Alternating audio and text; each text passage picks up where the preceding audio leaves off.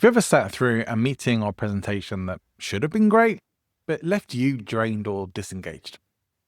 Chances are it wasn't the content, it was the facilitation, which I think is probably one of the main causes why so many of us have had Zoom fatigue, has been down to facilitation. In this episode of Present Influence, I'm joined by expert facilitator and author Therese Miclot, someone who believes that facilitation is like the baking soda in a cake. You only notice it when it's missing, but everything falls flat without it. We're going to be diving into things like how to stop meetings from dragging out, what to say when someone hijacks the discussion, the subtle shift that instantly increases psychological safety, and how anyone, not just leaders, can become the person who moves the room forward. As Therese says, facilitation starts inside. The thoughts you bring into the room will shape the room. So stick around because this episode might just change how you show up in every conversation. Welcome to Present Influence, the show for professional communicators who want to impact, influence, and inspire with their talks and presentations. My name is John Ball, keynote and communication coach, and your guide on this journey to mastery level communication skills. First of all, let me officially welcome to Present Influence, Therese Miclot. Welcome to the show.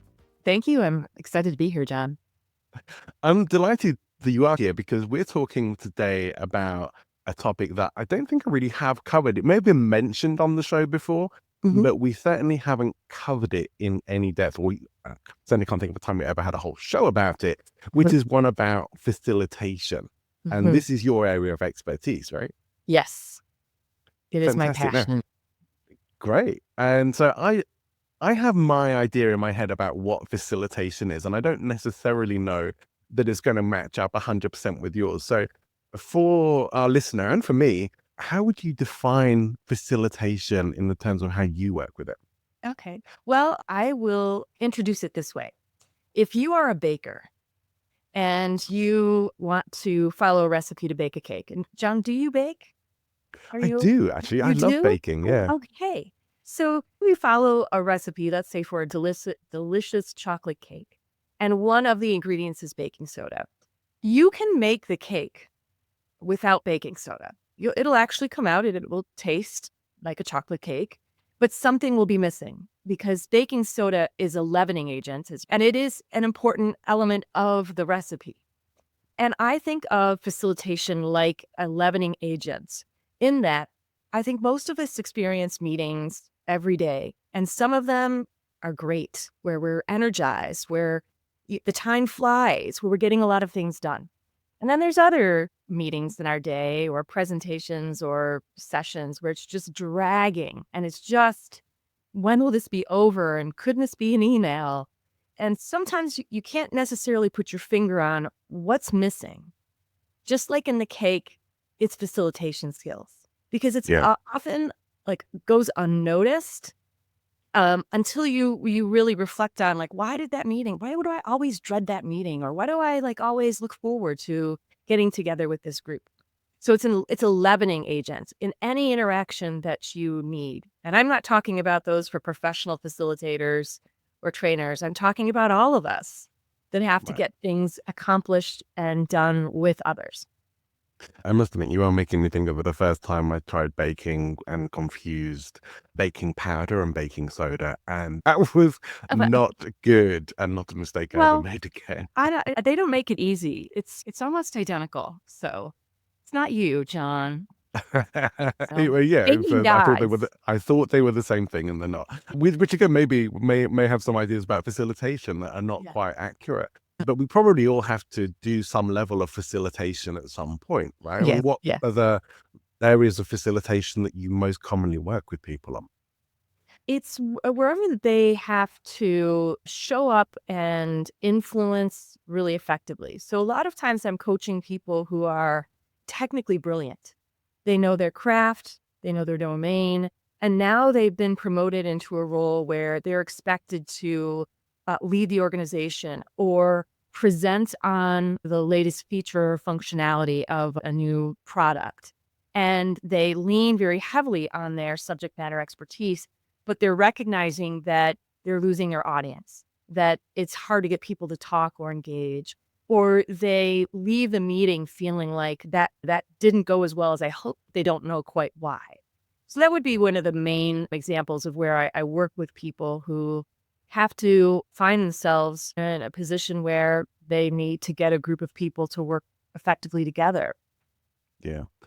And for someone like myself who's a speaker and a coach and a podcaster, facilitation does still come into play in a number of areas. Like if I'm working with VAs or I have people coming and helping me with various parts of my business or at events, I still have to facilitate meetings. I used to do a lot of sales meetings for personal development companies that I worked for Yeah. and would be facilitating there. And I look back and I'm not always sure that I did the very best job of that, but that was probably where I have mostly encountered facilitation in my professional life. Yes. But I do also see, like, that's for me delivering it, at least. Where I've probably received it more has been when I worked with other companies and been pulled into meetings there and seeing that doesn't always go well. And often a meeting will get scheduled for an hour or an hour and a half or 2 hours. Yeah. And like you say, you sit there thinking, this is a very long meeting and Yeah. are we really achieving anything here? So Right. there's some big mistakes that people commonly make with facilitation, right? There are. And I start with even the example you gave is like sometimes like it's not quite right or you didn't have the impact. And I think that sometimes we think that facilitation means you should be a good presenter. Like you should have good slides and good information. And I'd say that's not the starting point. I think that there's different places to start. For example, part of your preparation should be managing the voice in your head. So how often do we walk into meetings and we're already saying to ourselves, we're not saying it out loud, like, this is going to be rough, or no one's going to buy into this, or don't screw up, or you better make this go well, or your boss is sitting in the room, so don't say anything that's going to upset her or him. And that's often where I begin because facilitation starts inside out. The fact of the matter is, whatever thoughts you have going into your weekly meeting or a sales pitch or a conference where you might be a speaker or you've been asked to present to the more senior level leaders, we often just start with getting the slides right or the message right. And I think you have to get your head right first because is a billboard on your forehead. So if you go into a meeting and you're thinking to yourself, this is going to go bad, or no one's going to buy this, or I hope they don't ask me any questions, it affects your emotions. So, John, you tell me, what might you be feeling if you're thinking to yourself, don't screw up? I'm probably more likely to think the thing that my granddad and my dad taught me all through my life of if in doubt, keep your mouth shut. So, probably more likely to do that. Yeah. Okay. So you're going to have some emotions around, might be anxious or worried or unsure. And the reality is, our thoughts drive our behaviors. So the way it Yeah. tends to show up when I'm observing a lot of people to give them feedback, they talk very fast. So when we get nervous, that can be a tendency. So we don't ask any questions because we don't want to risk the meeting going off track when we have our agenda that we have to cover and we have a lot of things to cover. We don't make eye contact. We will lower our own credibility by saying something like, I coached someone with this last week. She would say at the start of the meeting, well, I'm still learning here. I've only been with the company for 6 months, so I might have gotten it wrong. And automatically, as a start to what she was going to say, lowers her credibility. Yeah. Because she's nervous and she was around other people who had more experience than her. So we Yeah. tend to we could be our worst enemy when it comes to how we show up when we're trying to influence or work with a group of people. And so that's the answer to the question, where do I start? It's typically inside before we start to work outside. I could be wrong here, and I want to check in with you. But is this kind of relevant to not just the facilitator, but to the people who are in the meeting as well? Like we all have some responsibility to a degree for good facilitation and meetings. Yeah. Yeah. Well, I always say that you can facilitate from any seat at the table. Because sometimes we think, oh, well, we're going to sit back and someone's going to lead us in this meeting or they own the meeting. And I think that's such a missed opportunity for all of us. So Yeah. I'll give you an example. I was in a meeting where a leader was speaking about something, and it was very clear that people were not on board. And so this person just kept talking, asked things like, I think you can all agree we should do this, right? Right? It's very hard sometimes to tell a leader, no. And this wise person, in a very respectful way, caught it and said to the leader, I'm not sure that everyone really is on that same page. Can we talk a bit about that? And it had the effect of slowing down the leader, who was very kind of forceful and wanting to just move very quickly in the meeting, because that person who did not have authority but was in the meeting caught the behavior, caught and read the signals that people were dropping, and had the fortitude to say something that redirected that meeting in a really effective way. Which is good. And I will say, from some of my past experiences, I haven't always felt the level of psychological safety that I would want to Yeah. have to Yeah. express myself in those kinds of meetings. And I do think often, if that isn't there, you may not find out what people really think until they're on their way out and they've got Oh, nothing left to lose anymore. And even then, they might still want a good reference or whatever, they still might not tell you. right. So I wonder what advice you maybe have for people who are facilitating, whether they are the leader of the meeting or whether they're in the meeting, Yeah. for helping to develop that level of psychological safety Yeah. where people do feel they can speak up. Oh, it's so wise and it's so true, right? If we really want to get a group of people to engage and interact with you, you have to set the table for those conditions. And one is that they won't be fearful of saying something that might be contradictory to your point of view. So as a facilitator, I think you can do a few things. One is, and what I coached this leader on later, was how you ask a question will inform people of whether or not it's safe to answer. So for instance, he was just saying, I think we can all agree that this is the right decision because we have to make this decision by the end of the meeting, right? Right? Right? That's not a phrase of a question that's going to invite genuine response. What I coached him to do was to add context before the question so people understand why you're asking the question, what you might do with it, and what's the motive behind your question. So for instance, instead of, I think we can all agree, right? What we worked on was to say, all right, we really don't have any more time to debate this conversation or this decision, but I am genuinely interested in hearing everyone's point of view.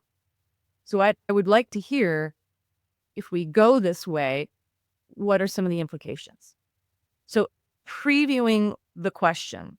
Or another great one, and I worked with someone else the other day, his questions sounded like test questions.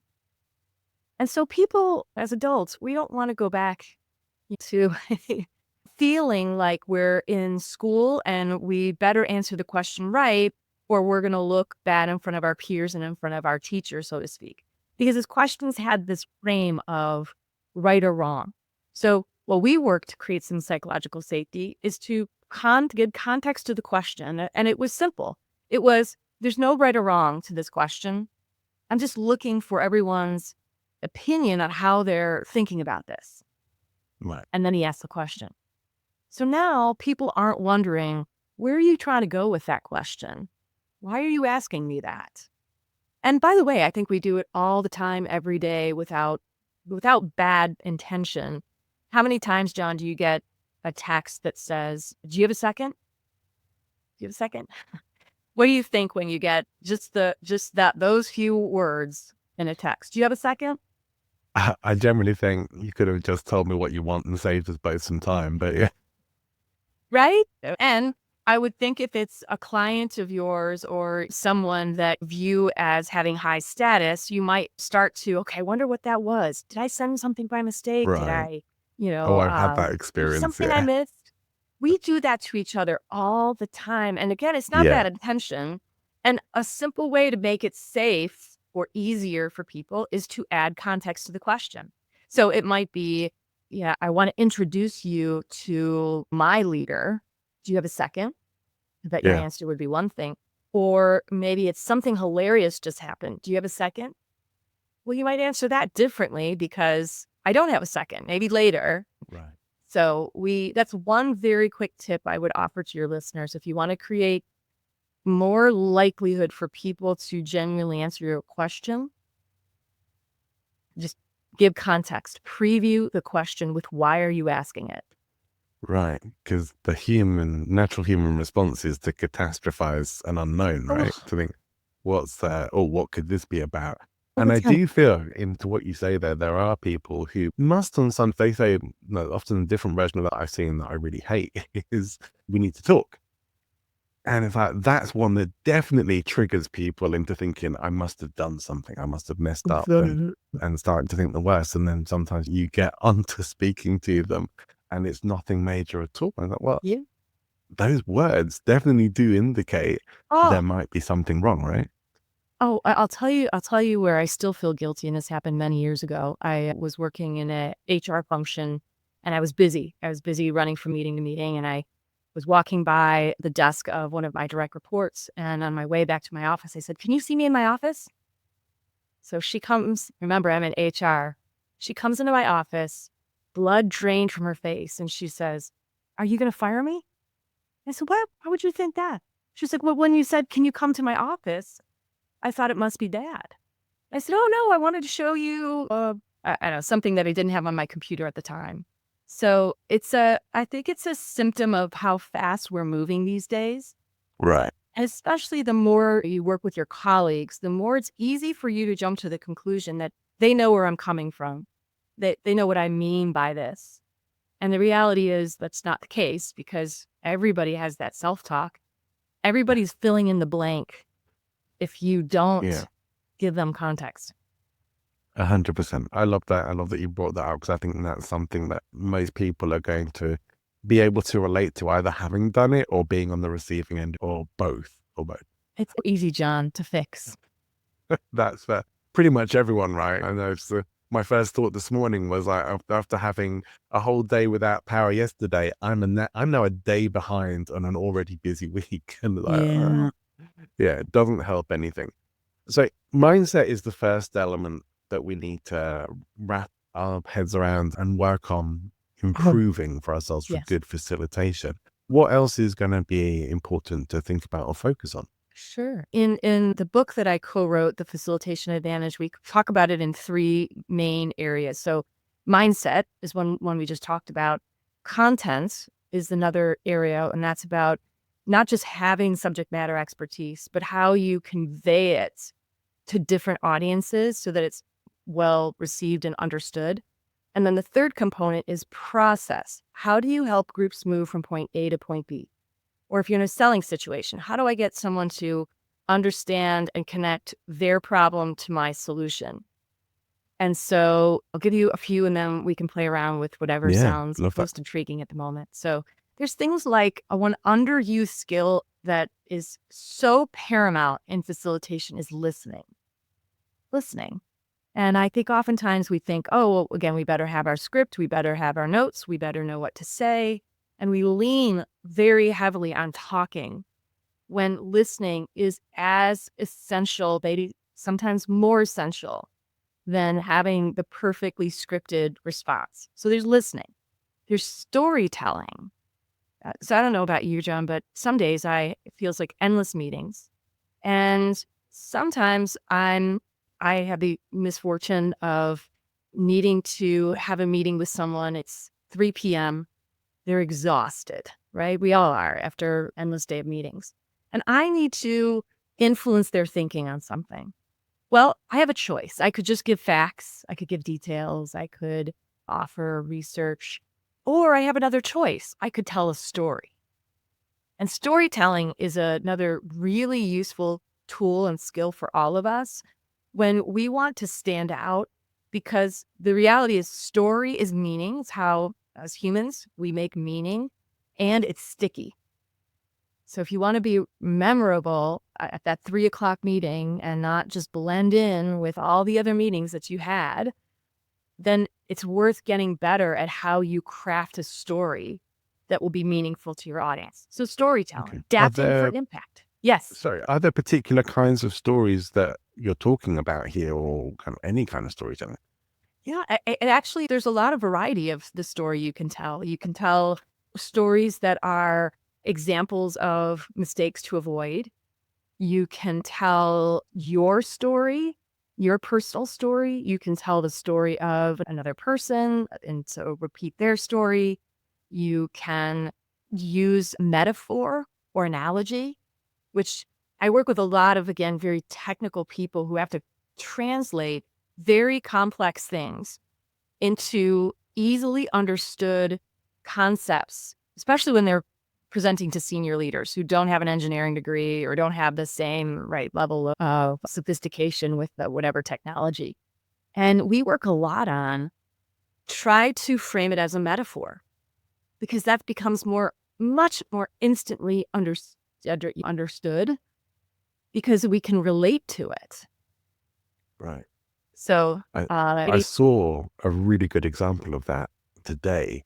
oh, And I was watching a clip from Jon Stewart's Daily Show, mhm. and he was using the metaphor analogy of WWE wrestling to Yeah, explain things that were going on with the government, and it was very clever. It really worked. And I think so. Sometimes it does just help people to stuff that sounds complicated or boring to be able to make those connections and see things that, all right, yeah, it's a bit, maybe not exactly like that, but it's a bit like that. So that helps me to exactly. comprehend it. I love that. Well, and the fact that you remembered it Yes. and telling me this now is to the point of it's sticky. It helps us make meaning of complex things. Yeah. Absolutely. So we can all be a bit better at storytelling.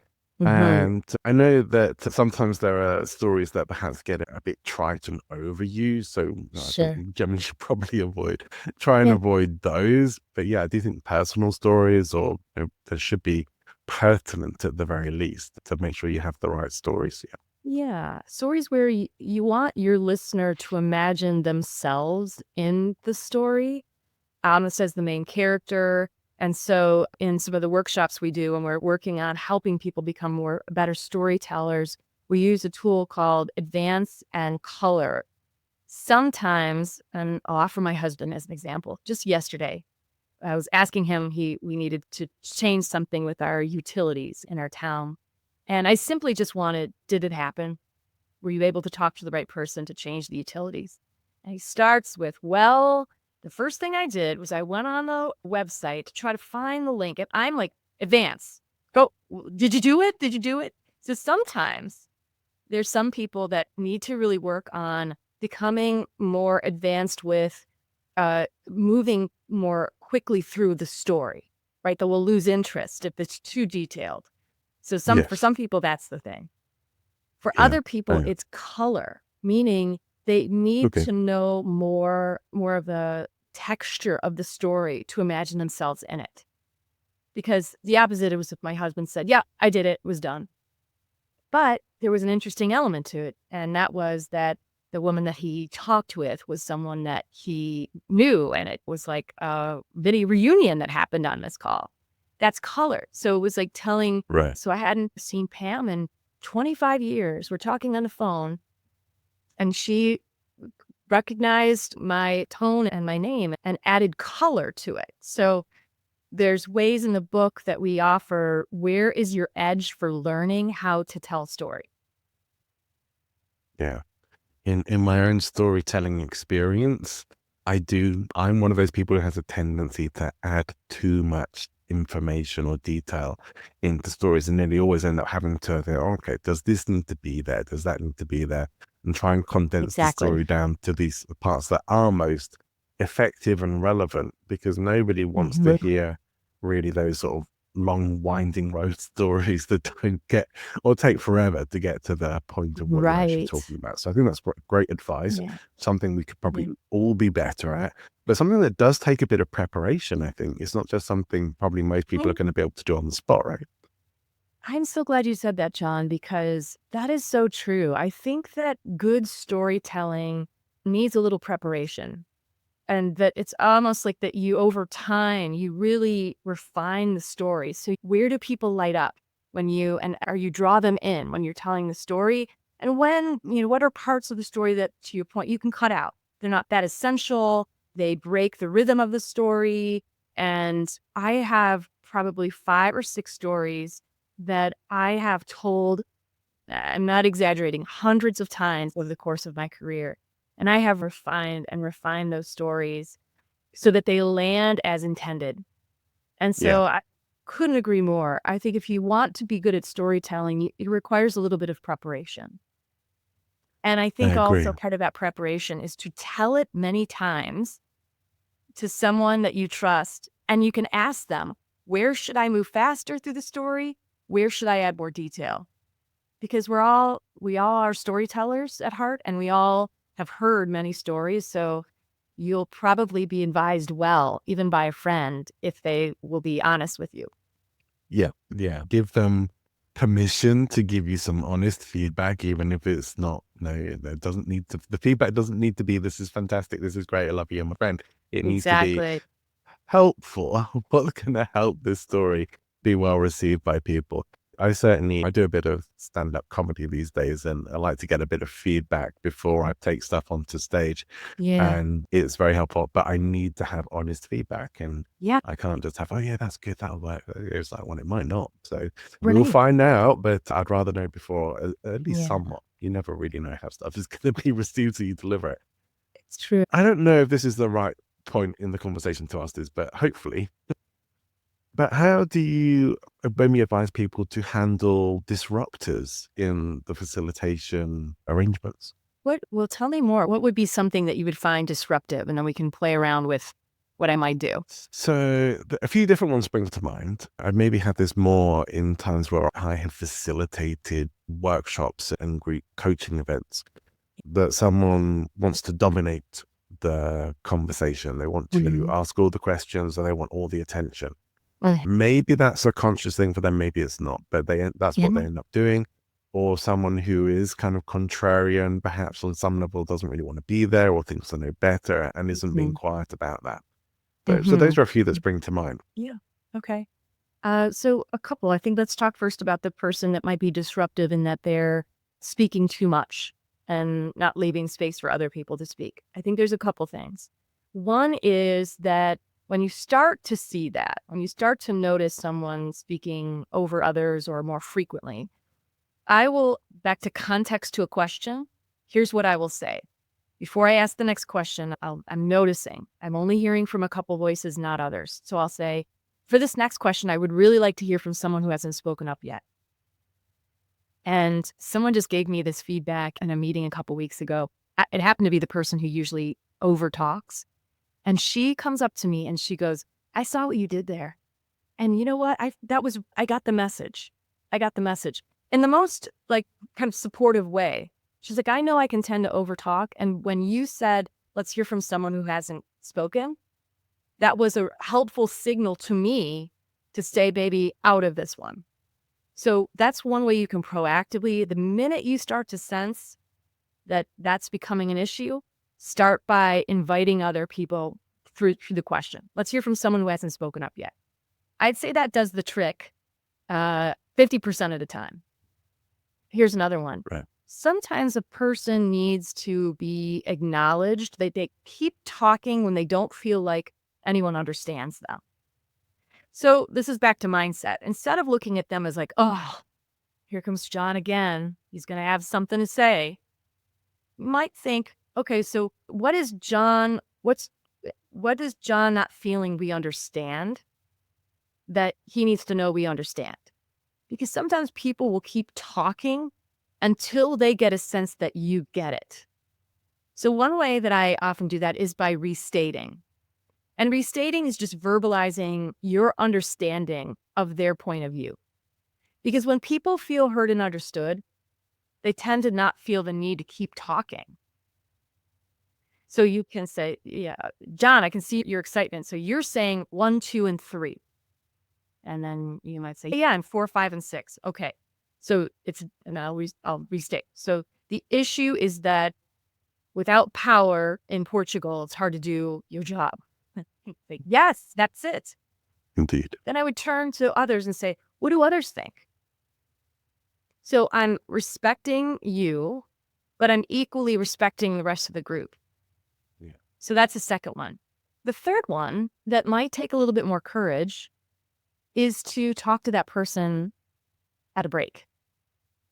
And not in a accusatory or stop talking manner, but just say what you notice. I noticed that when we have dialogue, you're the first to speak up, and you're frequently speaking up. And when I have done, this is what I found that I don't think I would have known otherwise. And it's happened multiple times. The person will say, well, I've been in enough meetings where no one will talk, and I don't want you to have that experience. Yeah. And in essence, they're saying they're trying to help me as the facilitator. And I say, oh, do not worry. I'm okay with silence. And in fact, there are people in this room that need a beat. They need a moment to think before they can respond. And when you start speaking, it interrupts their ability to do that. And it's Right. like new awareness. Because I myself going in and talking to those people, they may not know. They may not be aware of what they're doing. And it usually has been because of good intention. It's just misapplied. Yeah. The last, one more. And this is for when we're all like physically together, is you need to break eye contact with them. Because when you give eye contact to people, it invites them to keep talking. And so a very simple thing is I would break eye contact with you. I would maybe return to you, but I'm going to break it because that also is a subtle signal. I'm interested in what everybody else has to say. Yeah. That makes a lot of sense. And of course, for in-person meetings, that's a lot more valuable. Do you think it's something you can also help to pre-frame before you even get started, really, to say, no, Yeah. this is my expectation of how things, or this is the intention for how I want things to go? I do. In fact, I think that most of us underuse ground rules or group agreements. And I have found that most group agreements are very basic and not very helpful. They'll be like, we're going to start on time, end on time. Put your devices away. And that's housekeeping, in my opinion. Yeah. I use a different set of, and I call them group agreements because that is what they are. I'm trying to get an agreement with the group because when I do, that gives me the ability to course correct the group when things are not being kept, the agreement's not being kept. So for instance, one of my group agreements is usually contribute as much as you consume. So I'm doing a lot of leadership development, and I really truly believe that the wisdom usually is already in the room, even if people are new to leadership or things like that. And so that means that I'm expecting people to contribute. So that's also a message to the people who tend to not speak up enough. Also, consideration is a ground rule. Consideration being we're going to create space for every voice to be heard here and not one to overpower another. And when you treat those as an agreement, because I'm genuinely looking for, can you all agree to that? And will you give me the power to keep us on track when we're off of these agreements? And no one ever says no. And I use them. So if I'm noticing we're only hearing from a few people, not everyone, maybe after a break, I'll come back and I'll say, hey, I want to tell you what I'm noticing. And that is that there's a few people offering their opinion, but not everyone. And I know we agreed that everyone would contribute. So and I'll leave it to the group, what else can we do to make sure that everyone feels as though they have the space to speak up here? Yeah. And so Very important. Have you ever been in a situation where you've been facilitating to a largely resistant room? Like they don't, like a bunch of people who may be here Yeah. because I have to be here and don't really want to be. Yeah. What do you, I'll tell you, Maya, you do this as well. What do you tend to do? I tend to start off I tend to frame things up for them as well. It's like, I want to make this as painless and fun for you as possible and as brief as possible as well. We're not going to have fluff. We're not going to do anything empty. When we're finished, we'll be finished. If that means going early, that will be that. But your participation is going to make this go quicker, because if I have to wait for people to contribute or answer is going to extend our time together. Mhm. So usually you can get agreement on that they don't want to extend our time together. Right. And you've already started to break down a bit of resistance there as well, I find, because once they're making agreements with you, Mhm. they're a bit more on your side. Yeah, I think, again, what I love about facilitation is it's a series of choices, that there's not one right choice. It's a matter of having more options when you encounter whatever you encounter with the group. So I think those choices absolutely make sense. I'll add a few more.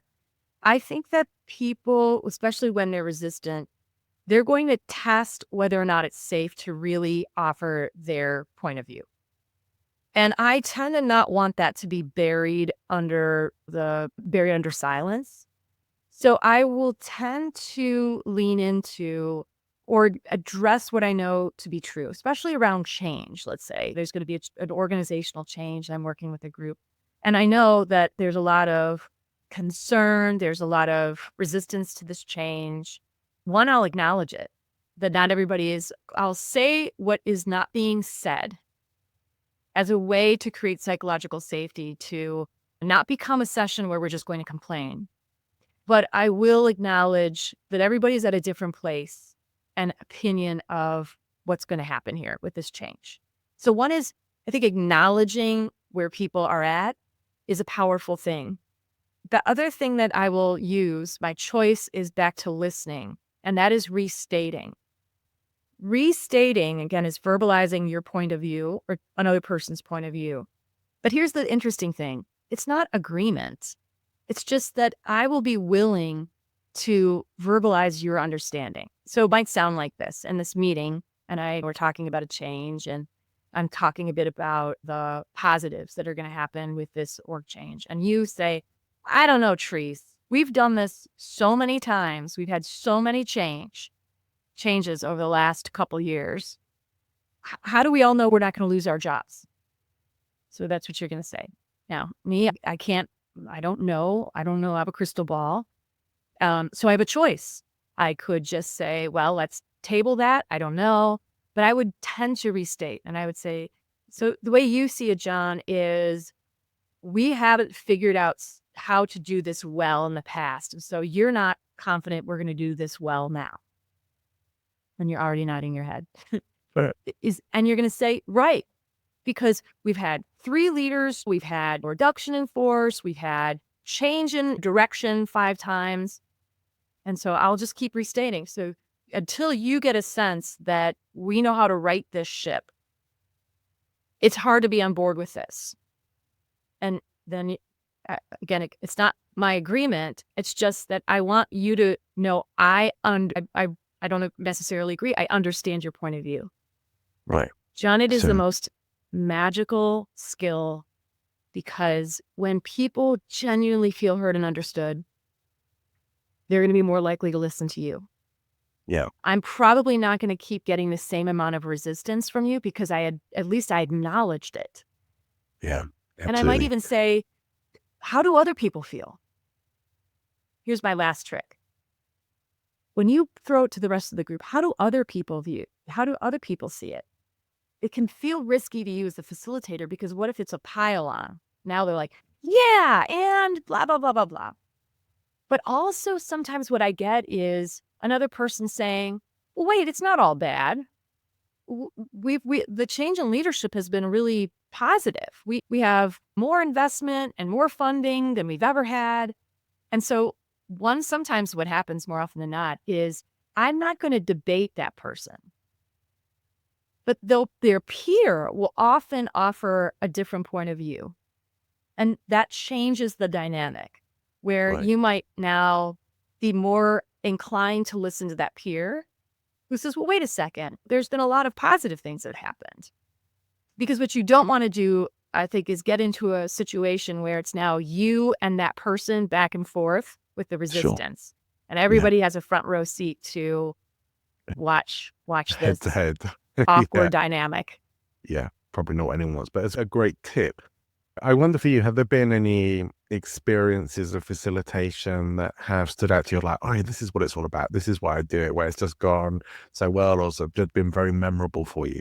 Yeah, I think that What I really love to see is when people feel like the experience is different than anything else. I think most people walk into meetings, trainings, presentations already with this mindset because we've been through so many that are just horrible. Like, oh, here we go again. And when I think that I can bring the baking soda, when I can bring, every meeting doesn't have to be bad. Every training doesn't have to be just drudgery and boring. And this happened recently where someone came up to me and said, I came into today thinking like, I don't even want to be here. I have 1,000 other things I need to do, but I am so glad I was here. This was the best day I've had all month. And I really believe that it comes down to facilitation skills because most people want to just feel seen and respected and heard in meetings. And there's just a huge deficiency in it. Yeah, absolutely. And certainly, I think you've given us some very good insights into facilitation today and some things that I'm going to be trying out. And so I will be going back through my notes from replaying this episode to get those points myself. But there's more for us to get from you as well. You have written a book, The Facilitation Advantage. Can you tell us a little about that? Sure. So that book is written for really all your listeners. And by that, I'm not assuming everyone's a professional facilitator or wants to be one. I'm talking about all of us every day where we have to facilitate. So it's written for all of you. It's meant to be very practical. It starts with the self-assessment, and then you can just go to the sections of the book. So if the storytelling, go to that section. If it's listening, go to that section. And to make it easy for your listeners, we have a free self-assessment so that you can really just distill. If I'm going to focus on one or two things and I feel like I could be better at how I manage meetings or how I present information, we'll make it so simple. Go to that self-assessment, and then you can just really hone in on the one or two things that will improve your impact. So that's Great. free to everybody. How can our listener access the free assessment? So it's at the book website. So it's all one word, thefacilitationadvantage.com. Perfect. And you'll find it there. Awesome.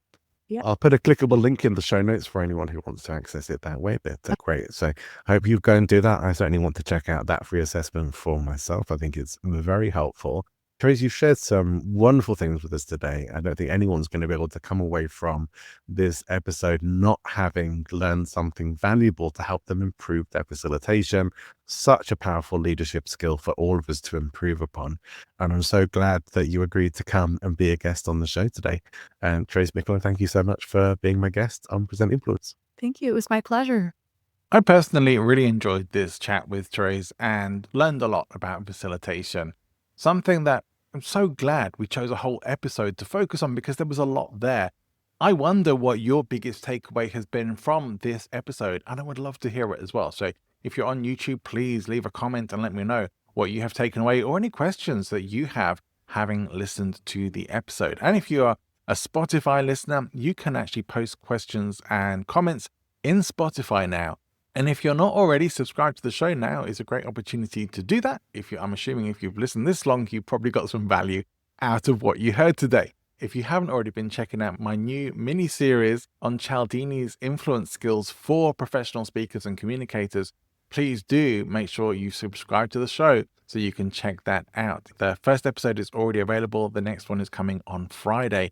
I hope you'll join me for that. Next Wednesday, my guest will be Esther Avant, and we're going to be talking about another topic that we haven't covered on the show before, which is about stage fitness for speakers and being in good shape, how much of a difference it can really make to how you show up as a speaker and presenter and to how you feel as you present as well. Often many of us, myself included, very self-conscious about our appearance, especially if we have a few extra pounds. So Esther's talking about how we can get ourselves looking and feeling healthier as speakers and how much of an impact that can make. Super excited to bring that episode to you.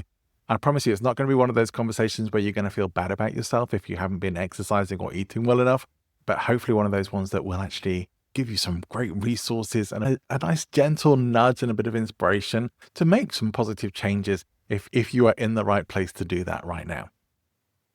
Also, next Friday, I'll be continuing a short series on Robert Cialdini's Weapons of Influence for Speakers, and we'll be talking about authority, how to use it correctly, what it really means for speakers, how it's often abused, and some of the reasons why we should perhaps be a little more skeptical of authority in our lives, and a bit more besides. So I hope you'll join me for that. It's a really fun series, and that's only going to be part 2 of the 7 weapons of influence. We'll be continuing into other influence skills and areas that I'm sure you will want to join me for as well. If you have also been following the Coaching Clinic podcast that I do with my good friend Angie, we have now set up its own YouTube channel. So you should be able to see up on the screen a link to that channel. You can go and find us there, subscribe. We need a bit of love there. We're just getting that channel started. We have 1 subscriber right now. So hopefully by the time you're watching this, there might even be a few more people there. But it has its own channel. You'll be able to get all the unique clips and full episodes of the Coaching Clinic podcast with myself and Angie. Hope to see you there too. For now, wherever you're going, whatever you're doing, have an amazing rest of your week. See you next time.